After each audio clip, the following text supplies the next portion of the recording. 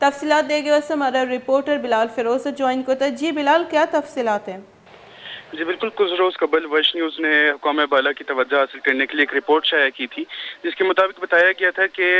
कोयटा शहर में इस कदर जो गैर कानूनी पेट्रोल पंप्स की भरमार हो चुकी है कि अब थड़ों पे और सड़कों के किनारे भी जो है स्टॉल्स लगा कर पेट्रोल बेचा जा रहा है। तो वही रिपोर्ट आज हमारी रंग ले आई है और इंस्पेक्टर जनरल ऑफ पुलिस ने जो है इस पे एक्शन लेते हुए बलूचिस्तान के तमाम डिस्ट्रिक्ट्स के जो DIGs हैं और SSPs हैं उनको हिदायत जारी की है, हुक्मनामा जारी किया है कि आपके शहर में जो भी